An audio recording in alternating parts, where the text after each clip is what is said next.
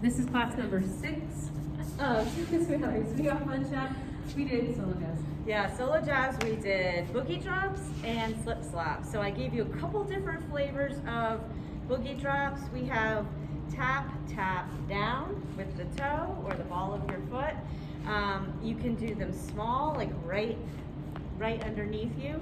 You can go a little bit out into a lunge.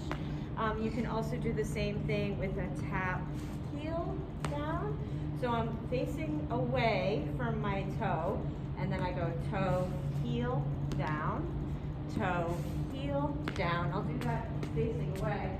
So facing the left, right toe, toe, then turn down, toe, then turn down. So we did 2 boogie drops and then 4 slip slaps. The slip slaps look like this. We started out by skipping from side to side. So hop, step is like a skip. We're kind of skipping and sliding towards the side. And we started with the right foot first, right and left, and right and left. So the whole thing looks like this. 1, 2, 3, 4, 5, 6, 7, 8. 1, 2, 3, 4, 5, 6, 7, 8. 1, 2, 3, 5, 6, 7. 1, 2, 3, 4, 5, 6, 7, 8. Then we worked on swingouts a little bit tonight. So the first thing we did were just a couple of exercises. Maybe I'll switch places with you guys. First thing we did were just our forward and back basic 8-count Lindy Hop steps. Practice making them an even rate, no step bigger than another, and making sure that our footwork is really clean. We did 1, 2, 3, and 4, 5, 6, 7, and 2, 3, and 4. Then we moved it to the side. We did 1, 2, 3, and 4, boom, da, da, boom. We took it behind, boom, da, da, da, boom, da, da, boom, da, da, da. Then we did some turning, boom, da, da, da, boom, da, da, boom, da, da, boom, da, da. Try to just clean up that footwork. Encourage you to do just smaller steps right underneath you, not emphasizing one step over another. Then we put it in our swing out, and there's a couple things we worked on in that context. First of all, keeping that in mind, especially for follows, keeping nice, small, even steps, not doing a 1, 2, like those large steps that people often feel like they need to do, but you don't need to, just keeping it nice and small. We asked follows to continue your momentum all the way down the line. We asked leads to wait to catch the follows on that count 4. Stretches on 4, redirect is on 5. So we did this 1, 2, 3, and 4 is the stretch, 5 is the redirect. 1, 2, 3, and 4, 5, 6, 7, 8. We reminded you that these arms, they're still at the end of class where some people are really like this with their arms.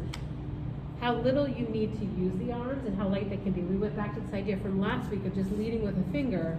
1, you don't need the arms. 5, 6, you pick it up on 7 and 8. 1, it's hard to find that little finger. 5, 6, pick it back up. But if you keep in mind how little you need your arms, it might be easier to keep them kind of relaxed. Follow squaring up on that 3 and 4, so making sure even if you move down the line, you gotta square up. Otherwise, the energy just doesn't feel right. You end up collapsed, right? You guys did really well with that. It started to look very good. Yeah. One other thing that some follows after class said that they were feeling like leads were maybe adding a little too much energy on 3 and 4 and really like throwing them out on 5. You really don't need much of anything. You can see how lightly Jillian is kind of catching my energy and redirecting it. Try not to, add don't energy. add. Yeah, you don't need it because the stretch and those points where we have like that connection on 3 and 4, that's going to do the work for you. Yep. Then we went back to swing out variations from last week, and we focused on the person who's not doing the variation, keeping that nice, even tempo with your basic footwork. So the variations from last week, once again, we had the first one, 1, 2, 3, 4, 5, 6, 7, 8, just a half step, 3, 4, 5, 6, 7, 8. We also had a kickball change on the 1 and 2. 1, 2, 3, 4, 5, 6, 7, 8, kickball. kickball chain. Kickball chain.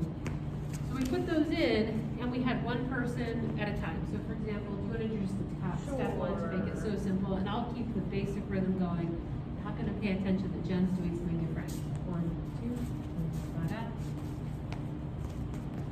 So I'm not going to be phased by her tap step. I'm keeping my basic footwork going. And then we can switch, so I'll do tap step. Jen's going to keep the basic footwork going.